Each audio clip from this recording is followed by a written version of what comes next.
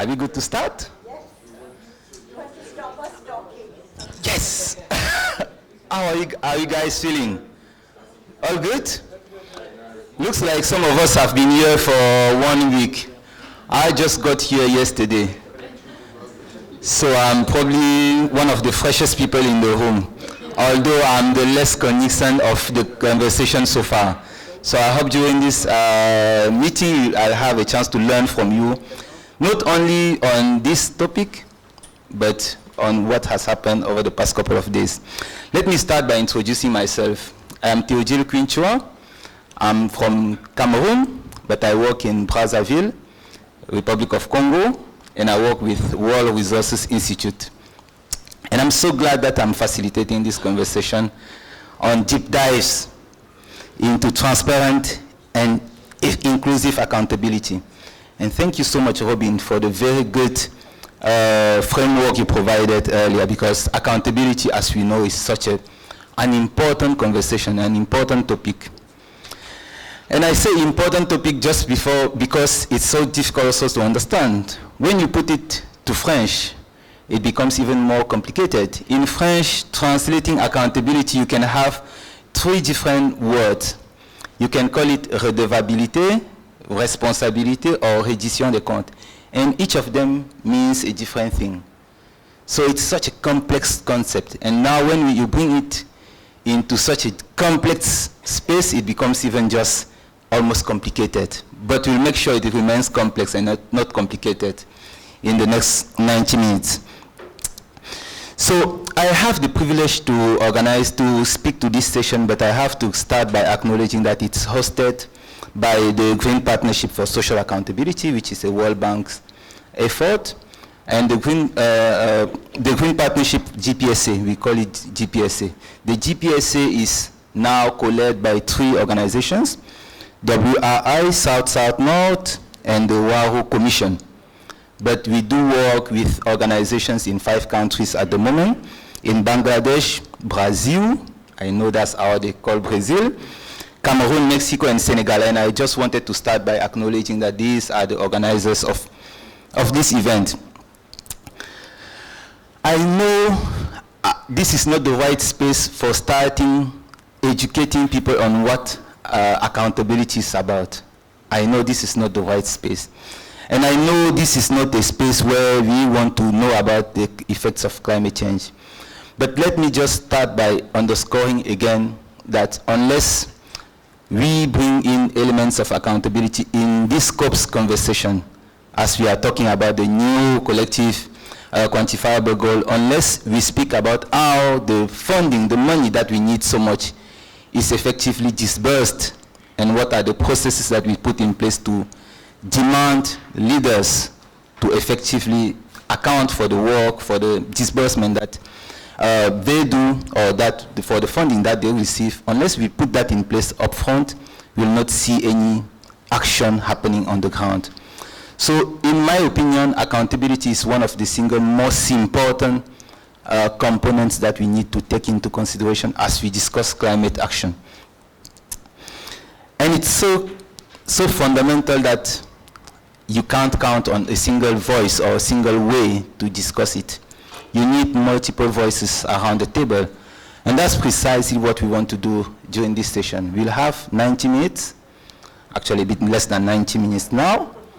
And we decided to have 2 mini panels, 40 minutes or so. We'll have a first round of experts, of conversation with 3 experts from the global, north, south, or different levels, you call it as you want. Really just reflecting on some of the key concepts, help us unpack what accountability is about, unpack what inclusion in accountability is about, but also discuss it in relation to the specific work. And I'll call some of them right now, in a few moments actually. And then we'll have a second round of panelists. Again, connecting it with the work that they do on the ground, but making sure that it's not very broad, that we can speak about accountability with respect to the voices of specific groups like youths, women, and so on. And that's going to be the second round of conversation. But in between, of course, we'll have Q&As. And I'm very privileged that we have someone helping to take note. Thank you so much, Clara. Clara will take notes, but I'm sure other people will also help with note-taking, and we'll just compile them at the end. So that's really about it. And I don't think you should be listening to me because we have greater experts in the room. So let me just start inviting some of our speakers. Robin, you are the director, the global director for social development at the World Bank. And I know you'll be one of the, not only a speaker for this session, but you are the co-organizer for the first session. For the first theme. Different track. Okay. And actually, I did a mistake earlier because I believe it's Sylvie who introduced this session. Actually, your pitch was so good that I decided to come to this session, Sylvie. Thank you so much. So, Robin, do you want to go up to the stage? And then I'll call Sheila as well. Sheila is the director of the Society for the Promotion of Area Resource Centers. She's a well-known expert on issues around not only accountability, but working with people on the ground. And finally, Sandra. Sandra is the founder, Sandra Guzman is the founder of Grupo de Financiamiento Climático para América Latina y el Caribe. So thank you so much for accepting to speak to this issue. And without further ado, I'd like to start with you, Sheila. I'd like to invite you just to reflect broadly on concepts of accountability, but within accountability, I mentioned effectiveness, you've heard about inclusion, equity, and those words are critical, but they make it even more complicated. What's your take on these concepts? So thank you very much for inviting me to talk about my favorite subject. I've been working on the issues of urban informality from 1984, so you can calculate how long ago that was. And in relationship to that, the first insight I got is that every poor person who lives in rural areas is considered by development as virtuous, and everybody who has the courage to come into cities to survive is called wicked. They're called wicked because they are seen as people who spoil the urban environment, live in inconvenient places, but nobody remembers that they service all of us so that we can be liberated to do the things we want, both in the north and the south. Having said that, my work has been involved in trying to challenge the existing planning systems that are essentially colonial, that never produce, anticipate, or provide housing locations for people who have come into cities because they are not able to survive in rural areas. And therefore they have to squat, they have to deal with multiple evictions and demolitions and destructions of their survival habitat, and feel grateful if somebody actually allows them to stay there. So that's the level of accountability we have for our national citizens. Now to this are going to be double the amount of people who are going to come as climate refugees. Because in rural areas, with agriculture crisis due to extreme weather, this is going to be huge numbers. And we don't need amazing research and satellite data to tell you where these people are going to come. They are going to make the informal settlements more dense. And so we are not at all equipped either in the development or the climate space to deal with that, because we don't want to count how many they are. We don't want to analyze the investment that is needed. And we have a deplorable global, national and local record, where as it is you have very inadequate amount of money that is allocated for anything to do with informality. Most municipalities and national governments, especially in Asia and Africa, don't even end up spending 30% of that money, and you can't actually account for where it went. International assistance comes to our municipalities thinking that by helping the municipality this will change. In 9 out of 10 times, the offices get air conditioned, lots of very good equipment like computers and all softwares and whatnot is purchased, but it doesn't produce anything that really produces an impact. So in Asia, 90% plus people living informally design, construct and finance their own homes. So if you talk about accountability, it's not there at all.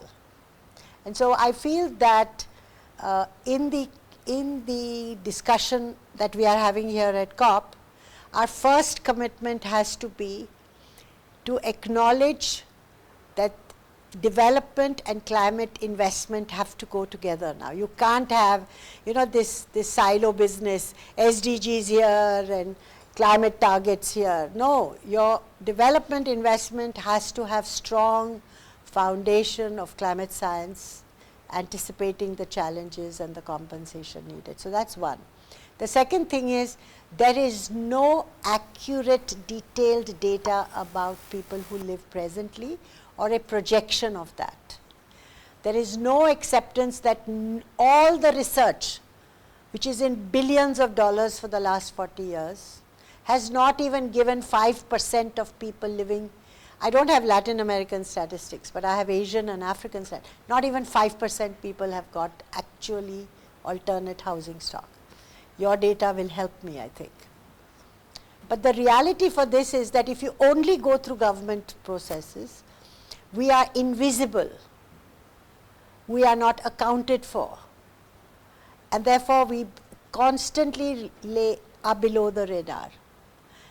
And therefore, any attempt to assist these communities is seen as breaching the legal formulations of law and order.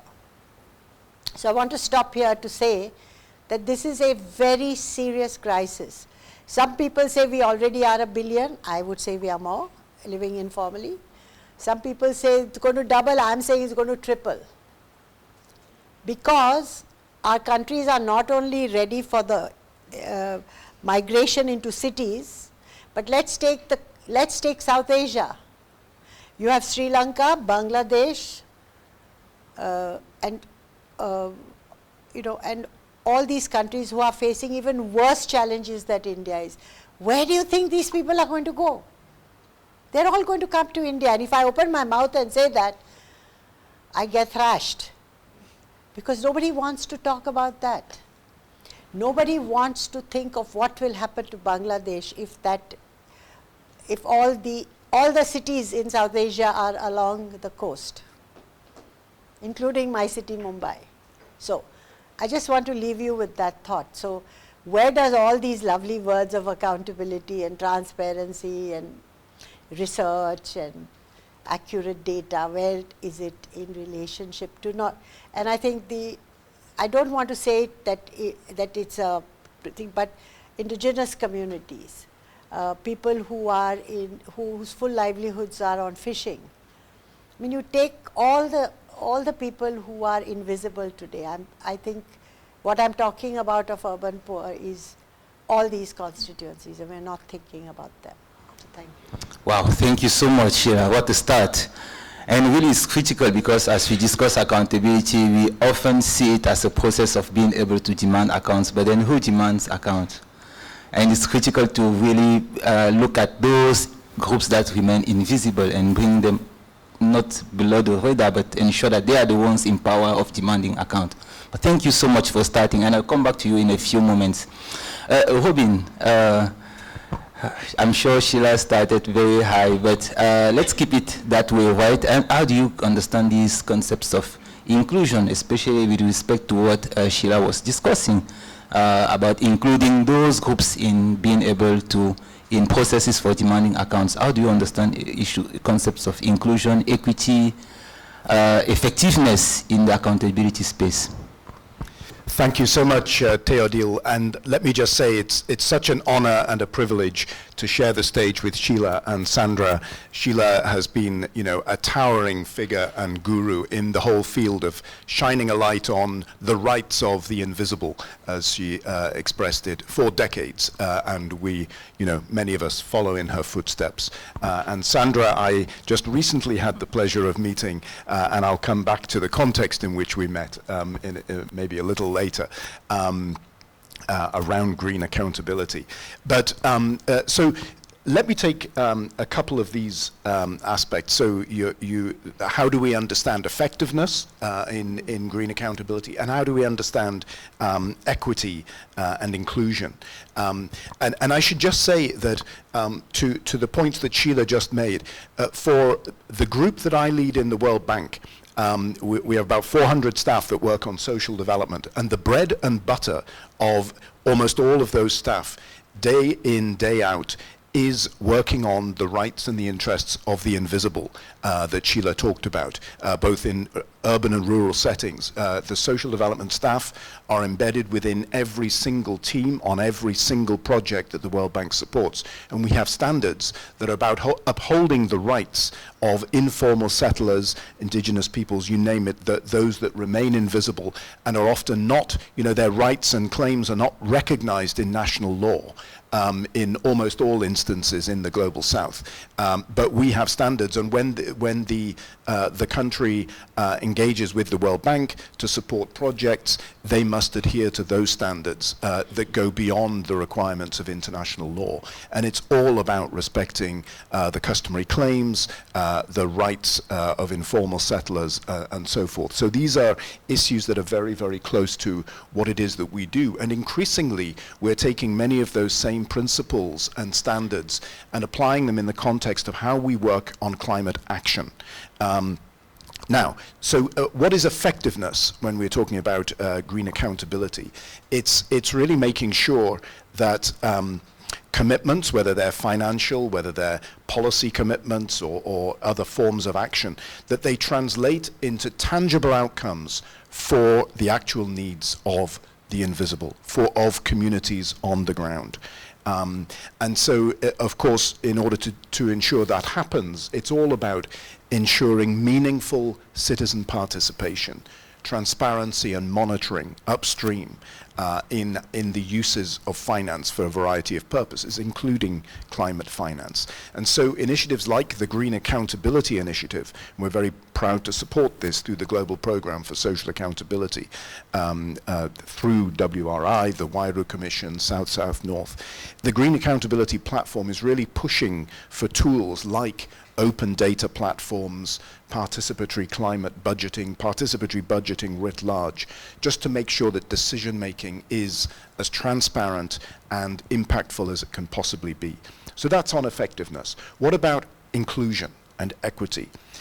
And there it's really about making sure that those that are most affected by climate change, and actually climate action for that matter, particularly marginalized and vulnerable communities, the invisible, that they have a voice, that they have a central voice in accountability processes.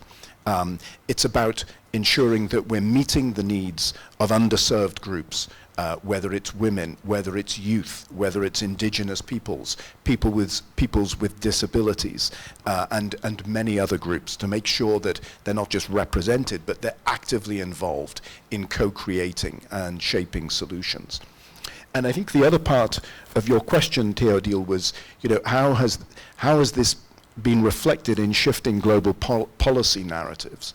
And I think there has been quite a sea change, actually. Since the last time I was at D&C Day, the readiness of many groups to contend with the sorts of concerns we're raising here today is so much greater than it was 10, 15 years ago. There's much more sort of acceptance of the importance of social justice, local ownership, locally led initiatives, and so forth in climate action.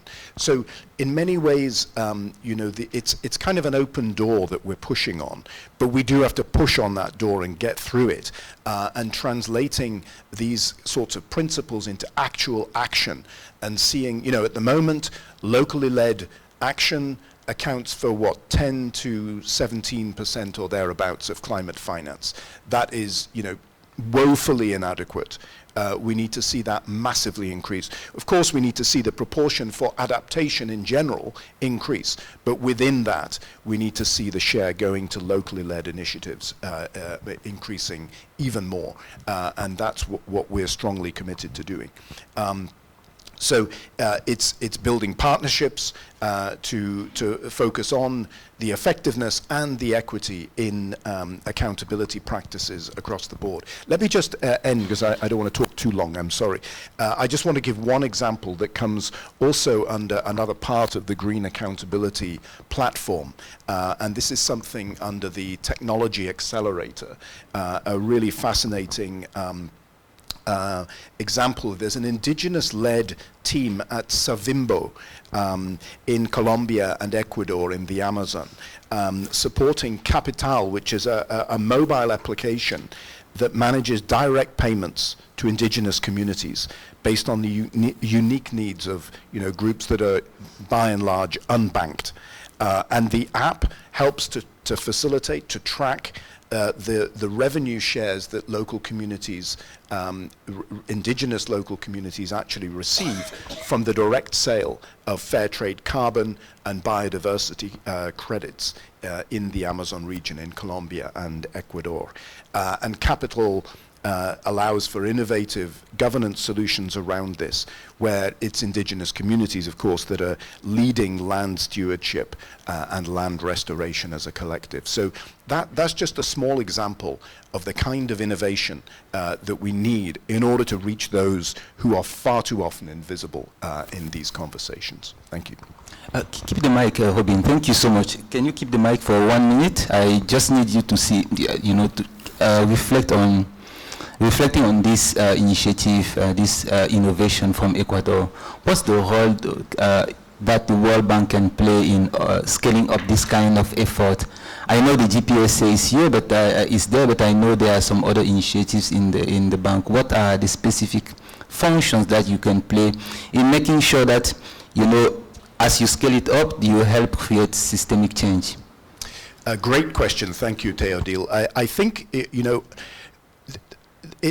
I think our role comes at two levels. One is in helping increase the amount of finance that's actually available to engage with civil society and with social innovators, with non-state actors of a wide variety of sorts, and basically support these kinds of social innovations and help incubate them and grow them in the way that many of you, because I know we have a number of partners from the Green Accountability Initiative platform in the room.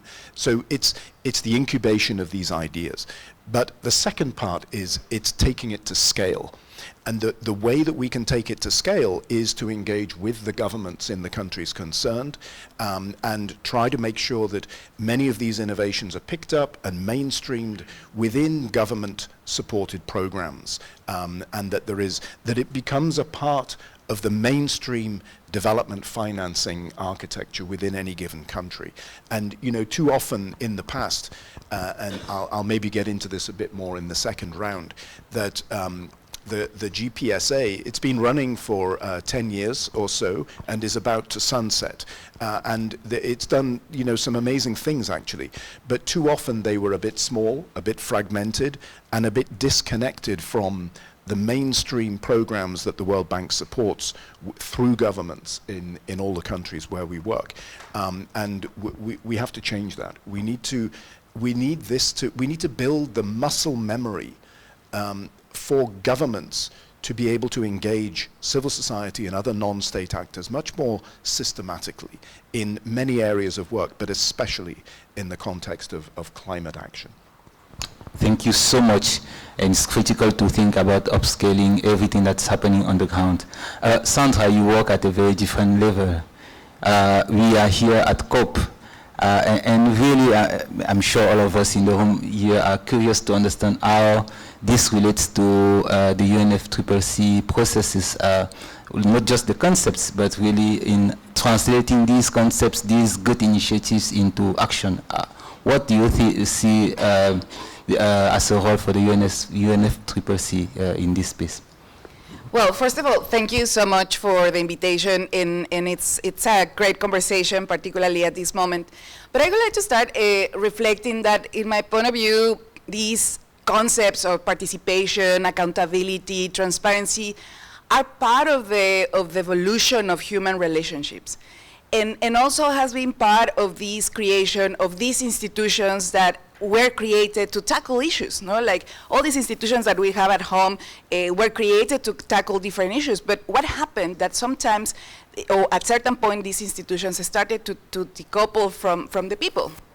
From those peoples that were trying to help, all of a sudden these institutions started to do their own stuff, having their own budget, their own governance, without consulting, without talking with those that are actually suffering the issues. And I think this is precisely the problem, because all of a sudden we had all these institutions having all this money, doing all these projects, but with no inclusion of the people that we're trying to support.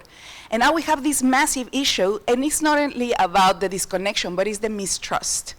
I think the big problem that we have all around the world is that people don't trust in institutions, don't trust in the political system, don't trust in the actual system. And this is creating this understanding that, well, what's the point of having all this money in this government if they are not actually doing what they need to do? And this is actually increasing the inequalities, because we know that not all the people have the access to the money that the government should provide for health, to reduce poverty, to generate employment. And I think this is precisely the world that we are living now. It's a world where we don't trust in institutions, and that's why the accountability and transparency became such a strong tool for people to start asking, where is the money? Where are the policies? Who is actually benefiting from this? And now what you see is people extremely rich and people extremely poor. And that is part of a system that does not respond to those needs. And now this is the world that we are facing here.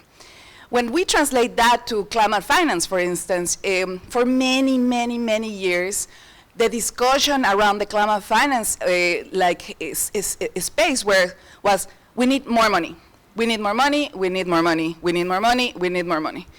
And it's like, okay, according to several studies, there are trillions flowing. There are studies that there are so much money. The private sector is mobilizing all this, the investors and this and that, and now we're talking about all these trillions flowing around, but people are still living in poverty, are still living without electricity, without water. And then it's, okay, it's good that there is money, but where is the actual money? And that's why in the context of climate finance, now we are not talking only about a number. We are talking about the quality of that number.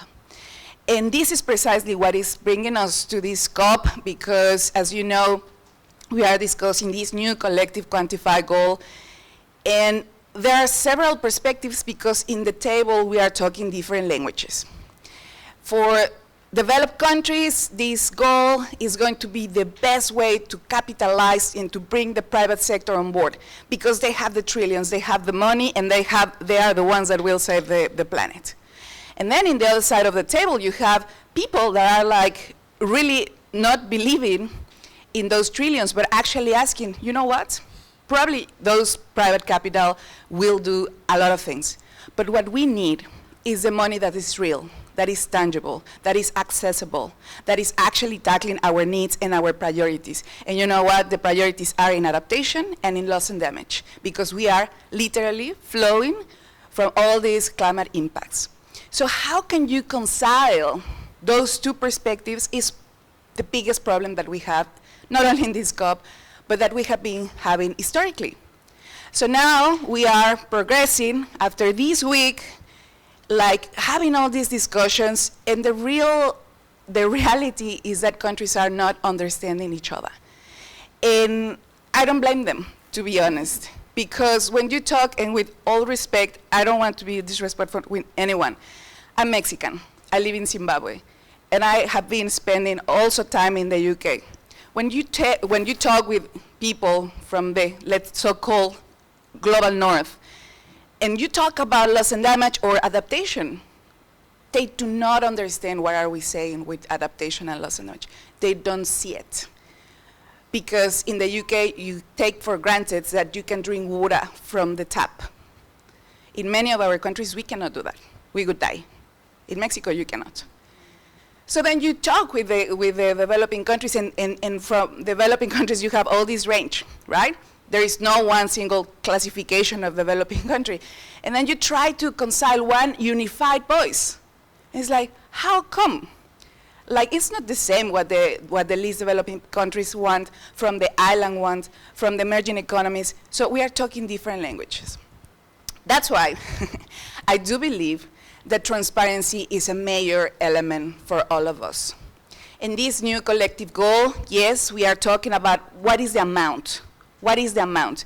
But don't bring me here all these imaginary resources that it may flow if we increase the special drawing rights, if we tax the super rich, if there are a lot of ifs. Yes, we can transform the financial system, and I'm glad that now we are talking about the reforms of the financial institutions that were created under a very different scenario, no? After post-war institutions that were like focused in rebuilding, reconstructing. But now we are living in a moment where what we have to reconstruct is not buildings, it's not bridges. We have to reconstruct nature. We have to regenerate our nature. And now it's how these institutions will transform themselves to actually tackle what really matters. But if we do not do that in a transparent way, we are not going to rebuild trust in the system, and we are going to fail to those that really need this. So this new collective goal is not only about a number. Of course, it's important, the number, because it is important that we have those tangible resources, right? That it's money that will be important. But let's really work for what are the qualitative elements of that number. It's accessible, it's public money that is predictable, and it really goes where it's needed. And in most of developing countries, is needed in adaptation and in loss and damage. Mitigation will continue happening, because it's happening.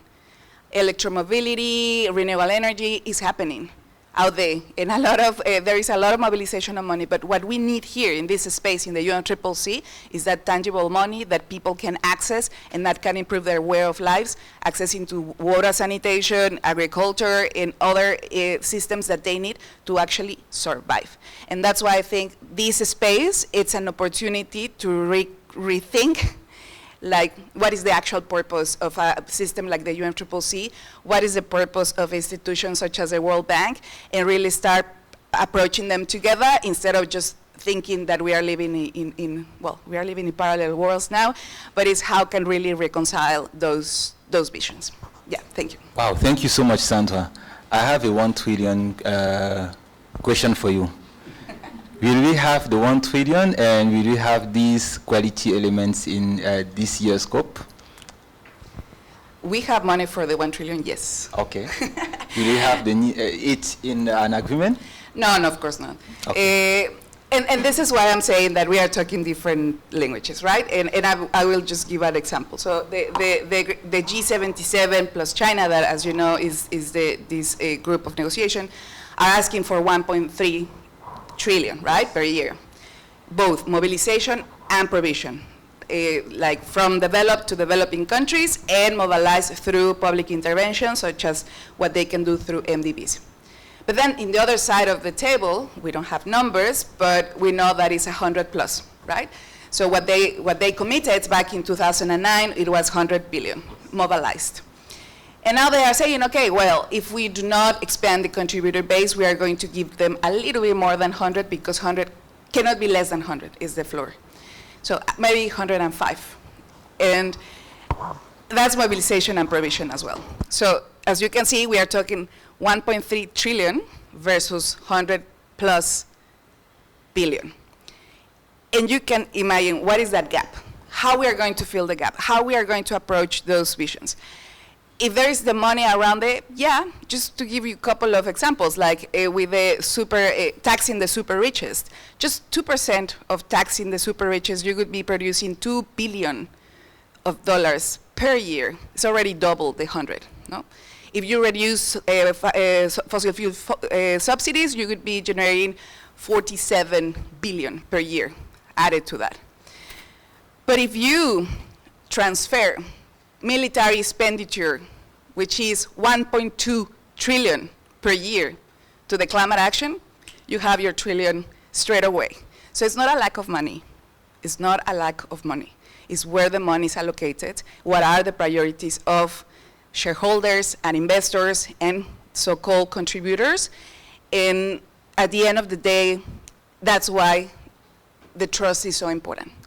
Because people don't trust in the system because the system is telling us lies, that there is no money, but there is money. The problem is where is the money allocated and how we are going to transfer those resources to what really matters, which is protection of nature and people. Wow, thank you so much, Sandra. I actually have one final question, but for you, Sheila, and then we'll take some questions from the room. Robin spoke to some of the work that the bank is doing and some of the process that are happening at the global level. Same for Sandra. At the very local level, with those urban dwellers, the people on the ground in municipalities, I'm sure they do a lot of work to call government leaders to action and to demand account. Can you share, one or two examples, some of the solutions that are being tested, some of the innovations on the ground? Can you just share it with us here in the room, such that we learn how to get out of this situation where there is lack of trust to leaders? I can keep you here all day. Just 1 minute, please. Okay, so first of all, one of the most powerful instruments that we have developed is the self-ability of informal settlements to do a census of who lives where, does what.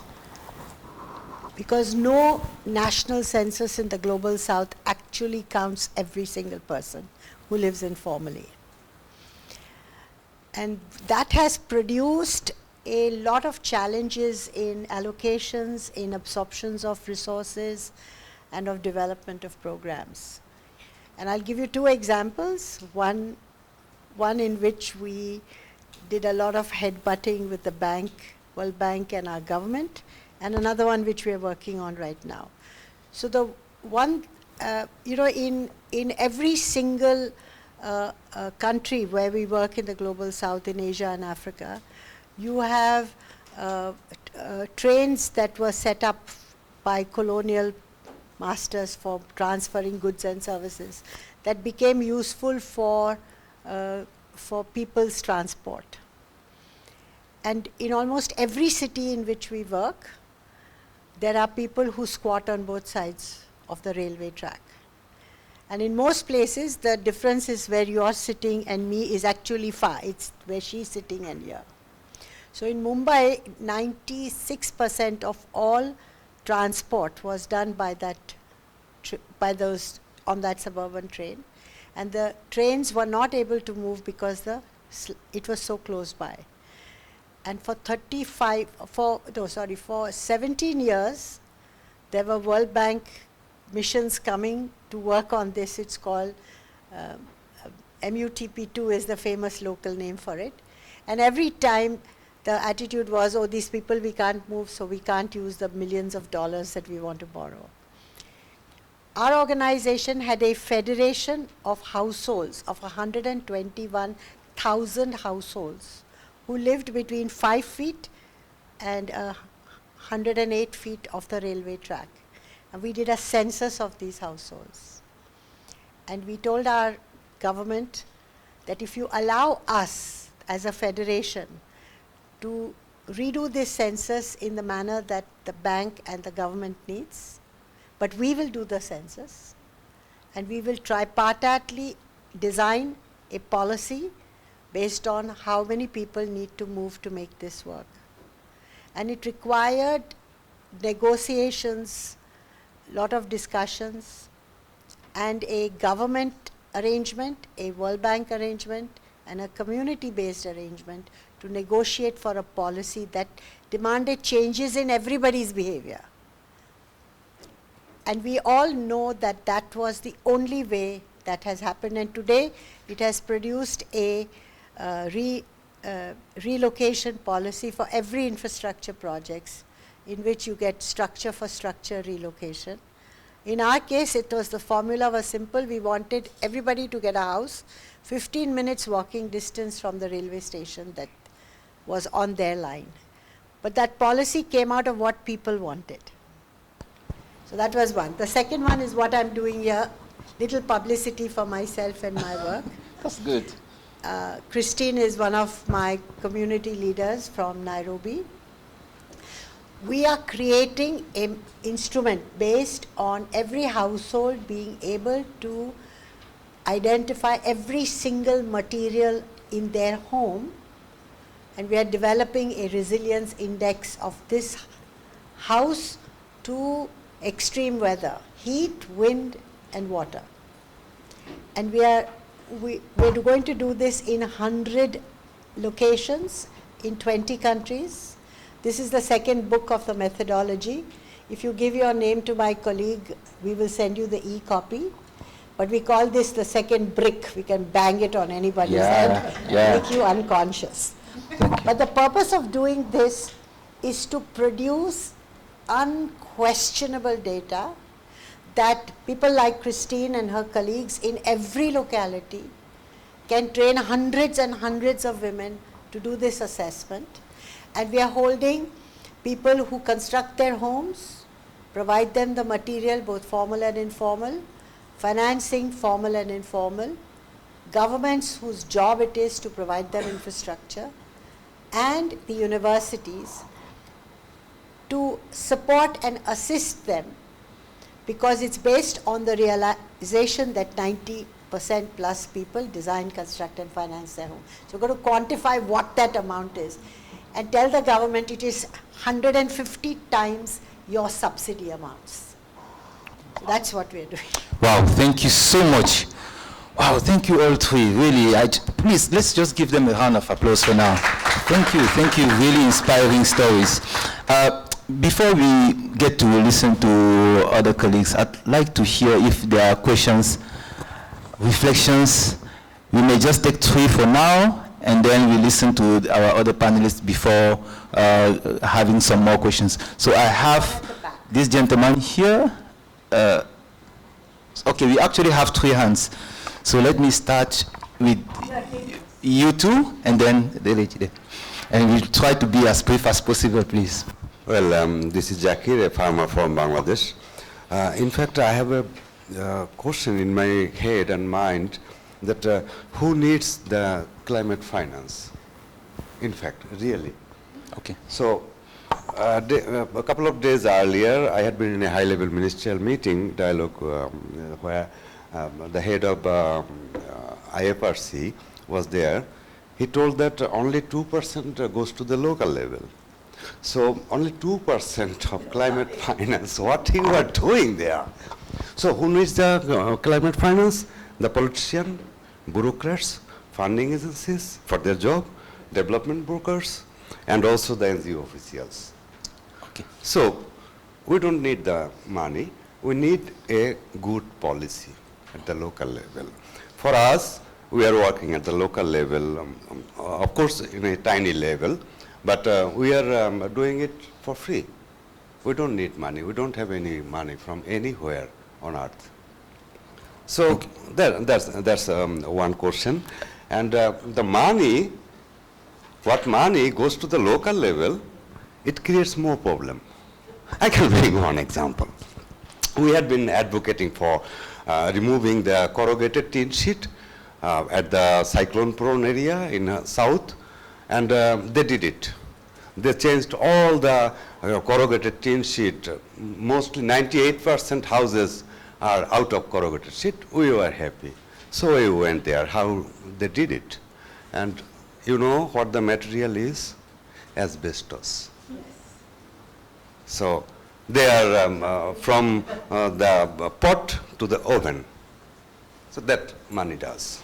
So we don't need money. We need a good policy. We need the side effect less development policy at the local level. That's all. Thank you. Thank you, Zaki. Do you want to? Thank you. First of all, thanks to Sandra. I think I like the way you presented your idea. You started with trust and you concluded with trust, and in between there was a lot of finance. I want to highlight it that is finance the only problem for the solution that we are trying to bring to the ground? I will say no. I liked it because I think trust is a major issue. Today you say that there is a trust deficit between the international financial institutions and country, between the central government and the federal government, between the local government and the vulnerable population that we are talking about.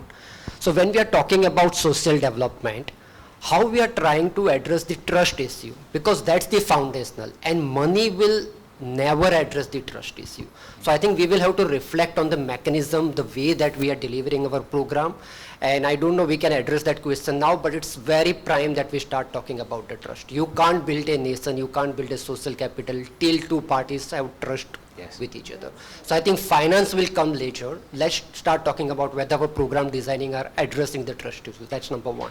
Thank you. Secondly, when we talk about trust, I think accountability, transparency definitely are the tools of building trust, but I think the process itself in which your development programs are designed, executed and evaluated, it's much more important to build the trust. So I might have my scorecard saying that, okay, this is an accountability, these are the 10 indicators for transparency.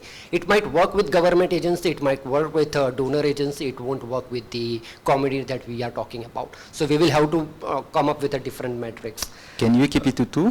Sorry? Can we keep it to those 2 points? Okay, but I think I will request this forum to discuss on this trust aspect also and not restrict ourselves to the finance. Yes, I fully agree with you.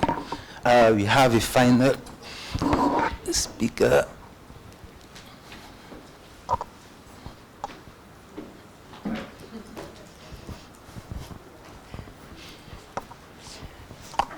Thank you. Hi, I'm Isabel Pelly from Give Directly. In fact, I think Rob and I will have the chance to meet tomorrow morning. But thank you all for really, really insightful perspectives. Sorry, I did make a couple of notes. Please excuse me. So what Give Directly does is that we specialize in providing direct cash transfers to people in extreme poverty and on the front line of climate change.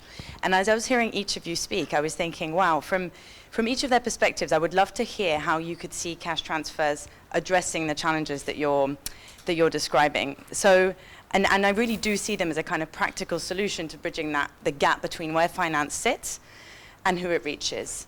And I also think that cash transfers can really supersede the politics, sort of putting power in people's hands in a highly efficient way. So of the programs that we've piloted across a whole range of different climate outcomes, we're looking at 85% cost efficiency, meaning 85 cents of every dollar going to people's pockets.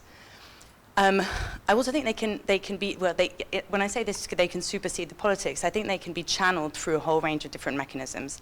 So direct access through governments, dispersed through social protection systems, but also through local communities, also potentially through specialized organizations working hand in hand with local communities. They embody trust and accountability. They're flexible, they're inclusive, there are ways of tailoring them to meet the needs of different marginalized groups. And most importantly, they're effective and impactful. So whether that's looking at them as kind of adaptive, large adaptive cash transfers that can prevent the impacts of loss and damage, dispersing them in an anticipatory way, or when unfortunately it's too late, as a response to loss and damage.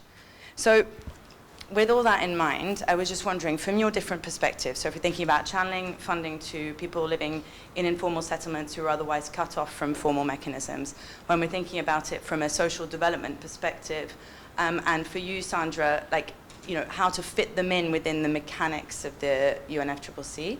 I would just love to hear your perspectives. Thanks. Thank you so much. Thank you so much for these questions, and some of them probably deserve a whole new session. So I hope you don't feel the need to exhaust the very hard questions. that of trust is so big. So can I just beg you to take 1 minute? I know that's way not enough, way too little, but just 1 minute to reflect on some of these questions. And actually, Robin, as you do that, I'll be pleased to hear more about the civic, because you started talking about it, but you did not go through the end. So can we just take 1 minute for final reflections on some of these issues? Why don't you start, Sandra? Yes, absolutely. First of all, thank you so much. It is absolutely true. Finance is a means of implementation. It's not the ultimate goal, but it's the way how to get there. But I would say that it's not only about increasing sustainable or biodiversity finance, but it's actually decreasing the finance that is causing the problem. Just to give you an example, we have a sustainable finance index where we track, like, let's say, good and bad flows. Latin America receives 19 times more income, like is high carbon intensive from fossil fuel exportation, for instance, than from climate finance. So the incentive to pollute is massive. Therefore, they are investing also more to produce fossil fuels, to keep extracting. So the dynamic has to be not only more climate finance and biodiversity finance, but also less extractive finance. And the second point is that, yes, there is no one single bullet that will fit the whole levels of necessities. And this is important. We need a package of financial solutions at different levels that will help us to get where the money is needed and to ensure that quality. So that's why I think while the MDBs, these multilateral development banks, will play a role, they have a cap. There is a place where they don't go as effective that other solutions, innovative solutions, can go.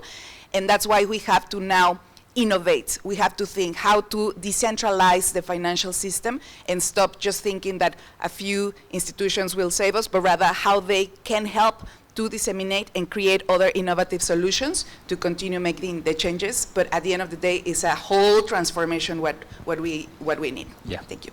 Thank you so much, Sandra. Great questions. Let me try, I'll try and be brief, and thank you for the plug on Civic, and I will touch on that as well. So I completely agree with Sandra. There's no silver bullet. You need a package of things. You need all three. Zakir, you need good policies. Absolutely. Couldn't agree more. You do also need financing to be able to finance and take good solutions to scale. And fundamentally, you do need trust. And I wanted to come to Isabel's question around, the role of direct cash transfers. So I think for effective climate action, you need both public action and private action. You need investments in public goods, and you need support for livelihoods at the household level, household and individual level. It's not an either or, it's a both and. Now, when we come to the public goods, so this is, what I mean by this is investments in the basic infrastructure that matters for the people that we're trying to reach. For example, it's going to be water supply, sanitation and hygiene systems, the WASH agenda. Sheila and her colleagues have been pioneers in this field. A crucial area of investment. Investments in climate smart agriculture, investments in all kinds of climate resilient basic infrastructure that people need in order to create an environment for sustainable livelihoods, for people to thrive and be able to take actions themselves. So for us in the World Bank, there are two kind of critical entry points that I think are relevant to this conversation. One is that we support community-led community and local development across a range of sectors. It's in fact around $50 billion of financing at the moment in the current commitments, in the current portfolio. Most of this is highly concessional. It's through IIED and increasingly leveraging grants from bilaterals and other donors. So the grant element of this is very high. And within that, from social development, we have a portfolio of about $7 billion or thereabouts across 70 projects worldwide. And the fastest growing area and shift in our portfolio now is pivoting these programs to support locally led climate action. So it's about the quality of the investments, making sure, coming back to the point about green accountability, making sure there's effectiveness, you're financing the right things, and equity inclusion, you're reaching the right people. And so that can be, I think, transformative. There are flagship programs in Kenya, Tanzania coming. I've just come from Central Asia, looking at similar initiatives in Tajikistan and the Kyrgyz Republic. There are many other examples, Indonesia, Philippines, super exciting. Now let me come to civic. So this is the second of the entry points I wanted to talk about. And it's fundamentally about trust and about meaningful engagement with citizens and with civil society, social innovators, a whole range of kind of a constellation of actors that are outside of the state apparatus. And what we're trying to do, the civic is the new facility that's going to replace the Global Program for Social Accountability. And we're in the process of setting it up and doing a sort of a major fundraising effort at the moment. And it's intended to be the vehicle for systematically engaging with civil society across all of the areas of the bank's operation in every country. That's kind of the vision. And doing it not in a sort of a fragmented, small-scale, on-granting way, but bringing that systematic and meaningful engagement as I say, part of the muscle memory of how we function in every country. And so the Green Accountability Platform at the moment is serving as a bit of a proof of concept for civic as a whole. So I would say, first, huge thanks to all the partners in the room for the Green Accountability Platform. We see this as really critical in proving that this is a viable approach. And watch this space, and we're looking to continue the partnerships with a wide range of groups as we try to build forward for civic. And it's fundamentally about trust. It's about increasing relationships, meaningful engagements at every level, and ensuring that governments increasingly find it in their interest and that they see it as part of a natural way of doing business to engage with civil society and other organizations. Thank you so much. Thank you so much, Robin. I want to give very short, three very interesting but very different examples. The first one is what Siraj talked about, trust, but the interesting thing about how they have done this amazing parametric insurance for heat with private sector insurers and women who are home-based workers. And it's all possible because of the fact that this entire process happens between community women individually, collectively supported and assisted by their network, and then these insurance companies, so that everything else is bypassed because of the fact that you can do money transfers. The second very interesting thing I wanted to say was, which has nothing to do with anything else, but in India we have a rural, 100 days, if you don't have income for 100 days and you're a rural person, you get money. And until COVID came in, everybody thought that's one of the largest social projects in the world in terms of volume. But during COVID, we realized that all the urban worker migrants who went back to the village, they were told by their governments that we want to keep you here and you can take advantage of this. And the answer they gave was that we earn twice the amount of money that you give the people here, and we send money back to them through direct transfers, which are digital, that go back to my wife or to my mother or whatever, which is 4 times the amount of money you give them. So nobody had calculated what households that have migrant workers globally and nationally contribute to income guarantees in rural areas. And nobody acknowledges that volume is enormous, and that many of us have now begun to look at how does that produce resilience. So that's the second one. And I think that the whole change that has happened because of technology and AI and stuff like that, the intermediation that took away a serious amount of money is replaced. But it comes with new challenges of the dark hole of all the bad things that can happen when people don't understand what digitalization can also do. So it comes with a caveat that we all have to worry about. But a lot of us who are working on the ground with communities are looking at these things, because aid and assistance and international support has to produce interesting innovations that can be expanded nationally and locally. Because ultimately, your government's development budget has to sort this out. And if it works correctly, in the same way of producing trust and delivery, that's when the real change will happen.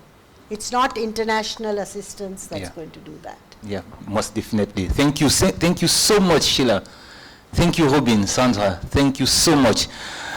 Oh, I know we are so far behind our agenda, but we've been having such a passionate conversation, and I do believe this is just an inspiration for the second round of conversations that is going to bring us now just to another level to speak about specific groups.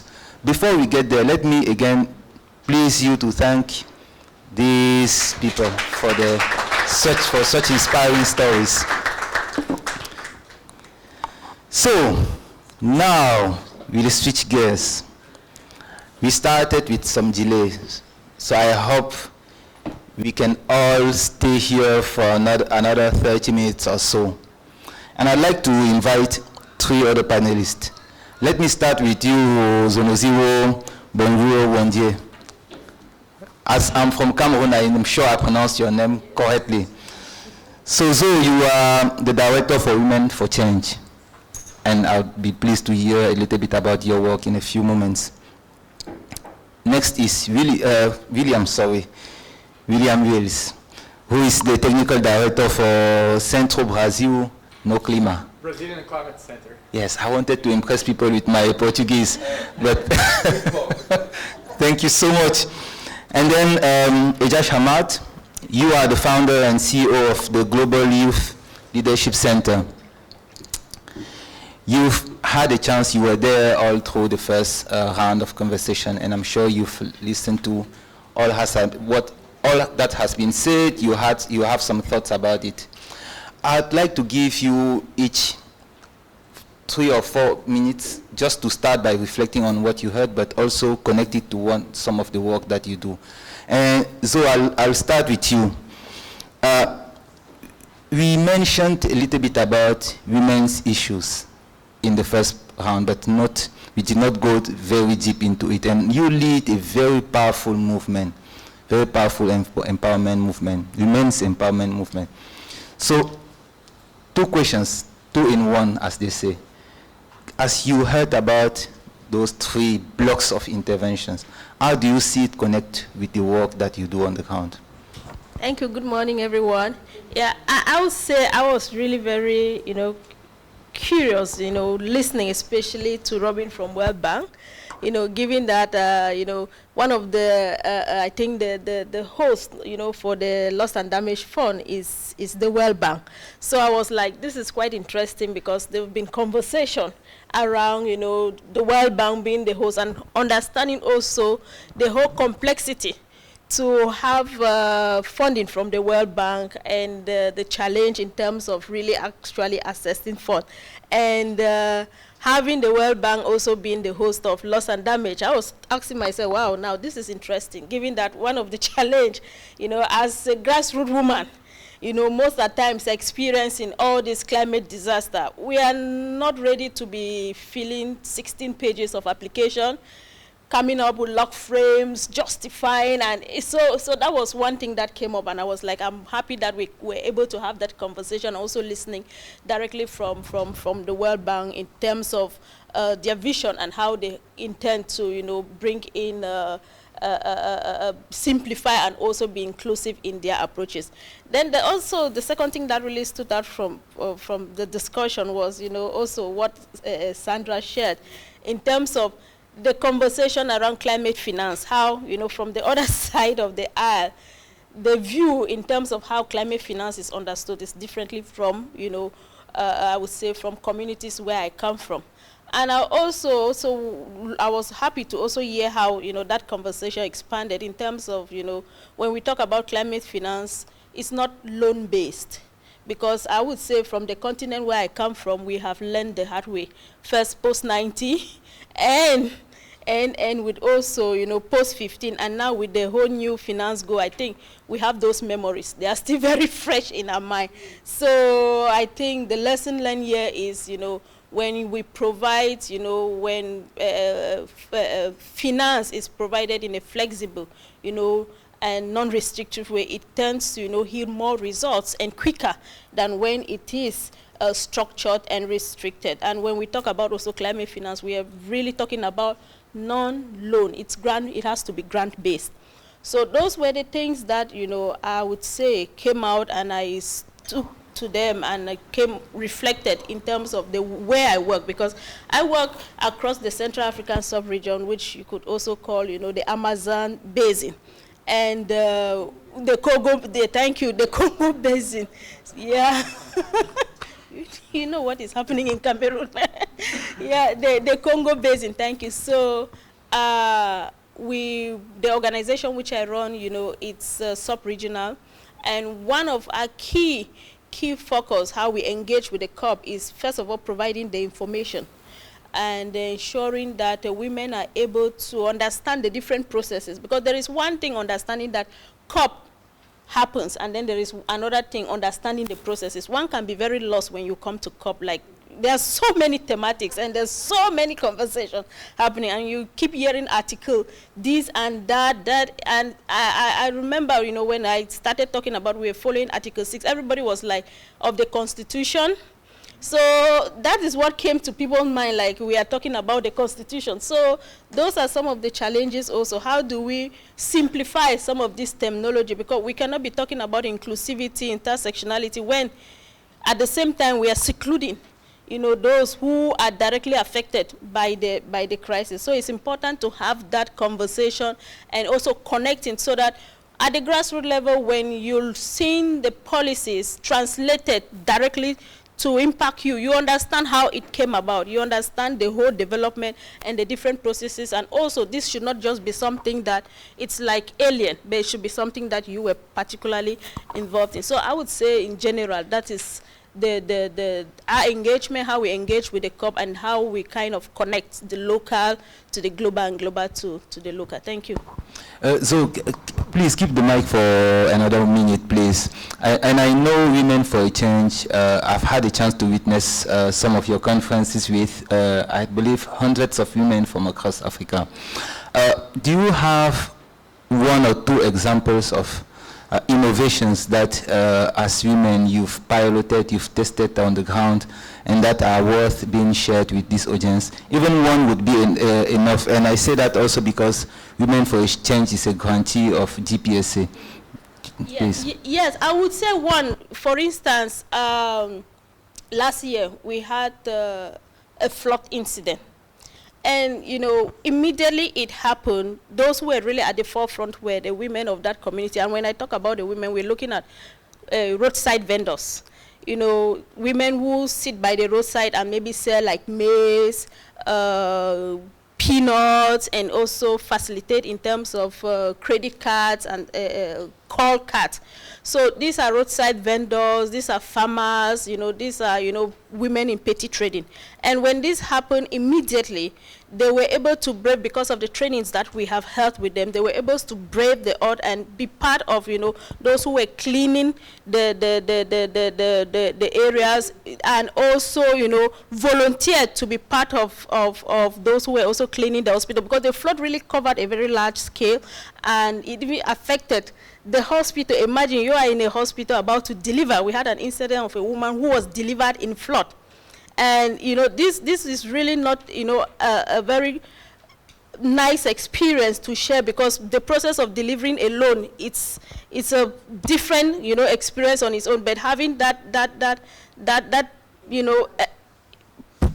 challenge of, you know, giving birth in flood while going through that was really a very difficult moment for us. But then we had this woman who volunteered, you know, people were just volunteering, bringing buckets, you know, putting their loins on the table, facilitating to help that woman.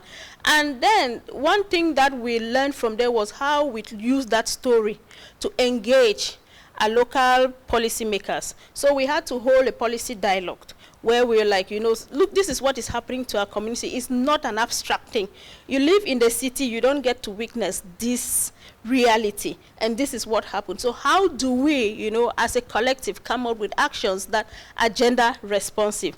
And interestingly, why that was happening in the capital, there was also a communique that was being shared around emergency evacuation.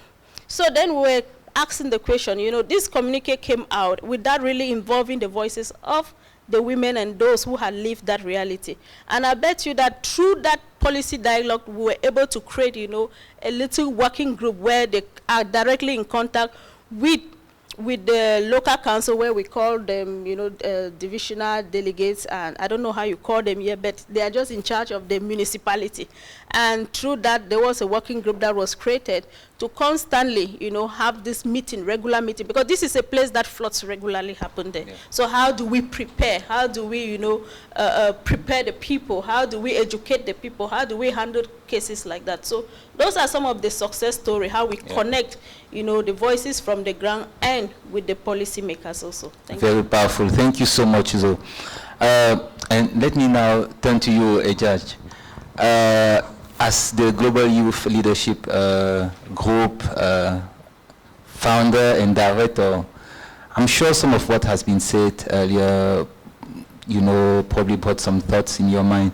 Can you just reflect on them broadly, but also more importantly, connect it to some of the work that you do and how we engage youths in this accountability space?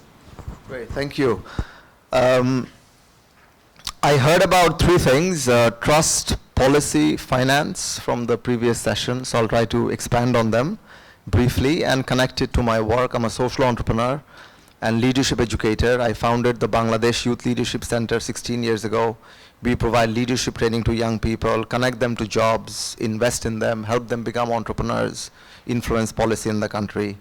Then 3 years ago, I live in California. I was born in Bangladesh, my home country, as you know. I grew up witnessing flood all the time. And 3 years ago, I was thinking very deeply about this climate crisis, because I think that's the biggest challenge facing Bangladesh in the next 50 years. And it's a global problem, so I thought the intervention has to be global. Politicians don't have any incentive to think beyond 5 years. You know, if you're the US president or Indian prime minister or prime minister of any country, your primary obligation is to your constituents. And you care about the next 5 years. What's your incentive to think about what's going to happen over the next 40 years? But it's the young people of today that have the biggest stake on the next 40 years. So I think the leadership for climate change has to come from young people. That's what I believe in. So I thought the intervention has to be global. The intervention has to focus on young people, and we have to empower young people. And what I mean by empowering, when I was listening to the earlier session, all these global South countries coming to COP demanding $1.3 trillion of climate finance, you're asking someone else to solve your problem. That's important. But what's more empowering is when you feel you have the agency to bring about change. And that's what we try to do at the Global Youth Leadership Center. Give young people first the knowledge about climate science.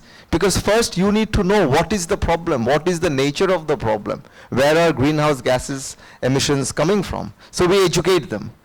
But all of us in this room know knowledge alone is not sufficient to bring about change. Many people know smoking is bad for them. It's even printed on a pack of cigarettes, but yet people smoke. It's not a knowledge problem, it's a behavior problem. So when you combine your knowledge with leadership, that's when you have behavioral change, right? And I think, let me now connect this to the idea of trust. Trust is a behavioral issue. As a leadership educator, when we talk about trust, there are two dimensions of trust in any human relationship. It's your personal life, it's your professional life. I trust you means I expect you to behave in a consistent manner, and I can predict your behavior. When your behavior is not predictable, I cannot trust you. And when you're not consistent, you're saying one thing one year, you're saying another thing the next day. You're coming to one COP, and then in the next COP you're saying, I'm not going to be part of COP. That's inconsistent.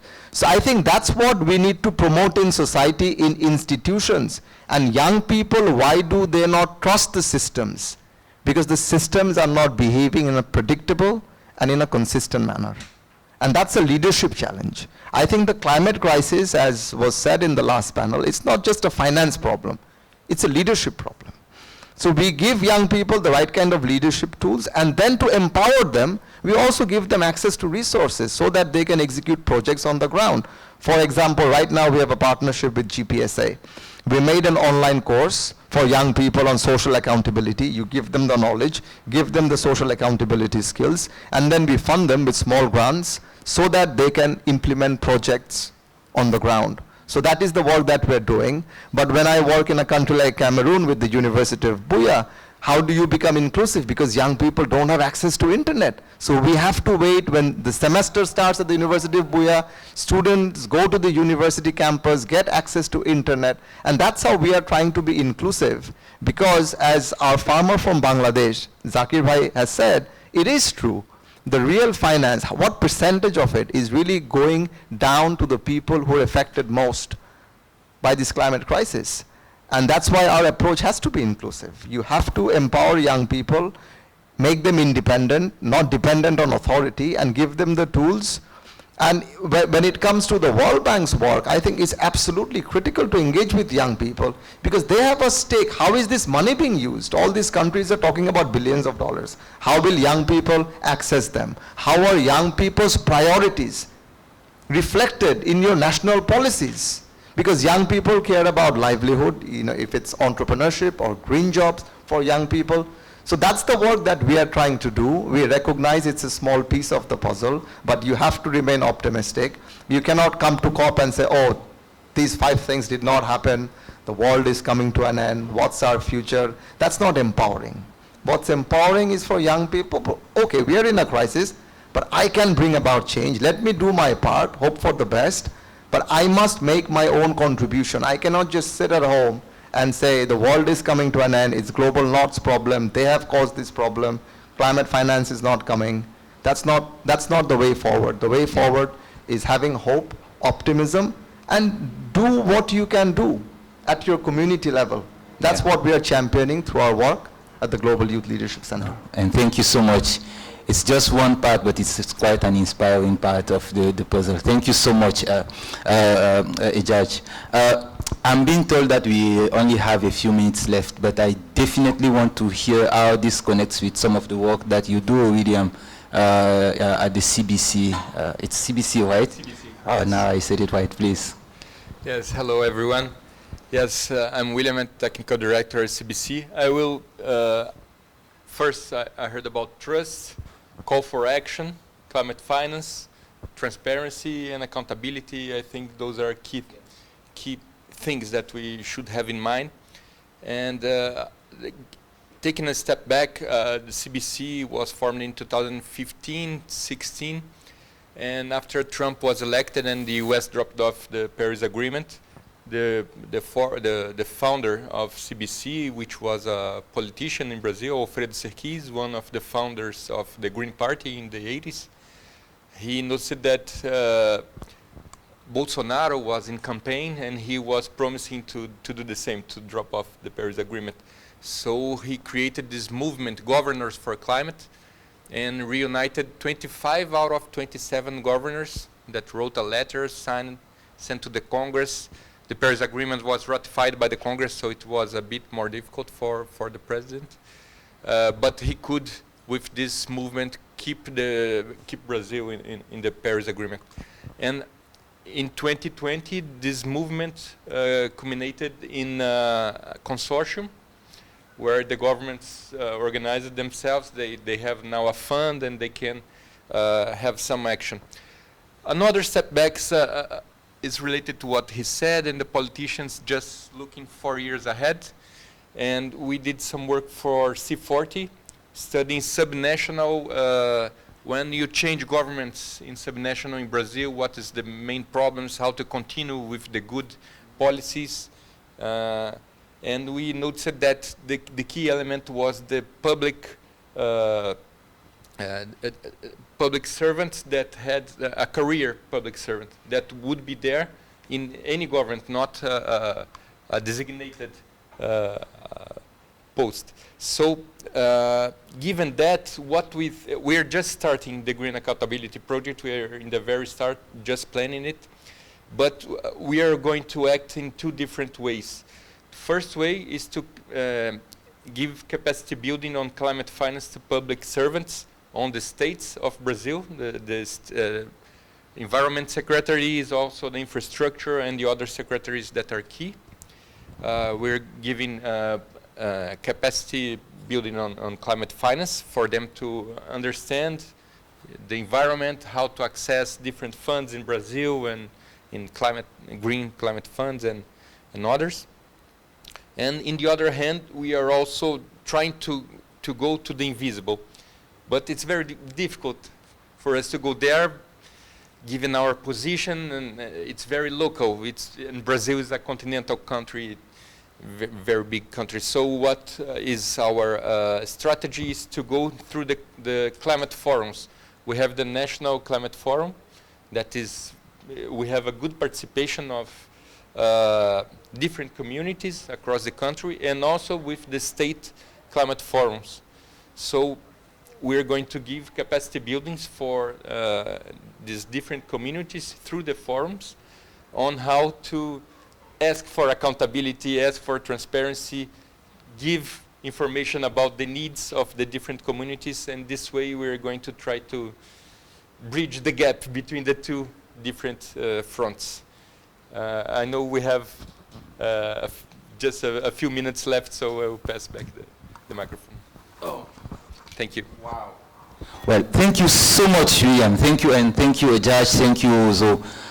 Can we just give them a final round of applause? I'm so sad people did not have a chance to interact with you in plenary, but I'm sure over lunch people will have a chance to hear more from you. I just want to start by apologizing that I did not do such a good job with time, but I put the blame on you speakers. You were too good. And I was more of a spectator than a moderator, so I just want to acknowledge that you did such an amazing job that it was hard for me to stop listening to you and learning from you. And I hope we all learn from these 6 speakers. I know we have some other sessions in the afternoon. And before we get there, if we had a word cloud, I would say some of the words that would pop up very clearly for me anyway would relate to trust, finance, policy, power shifting, decolonizing these conversations, not just finance, but some of these conversations.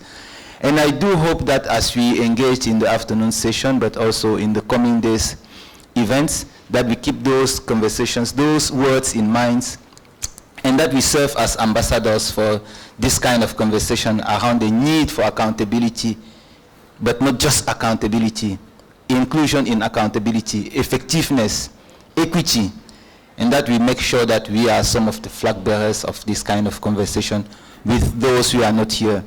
Thank you so much, and I wish you good lunch, bon appétit, as they say in French.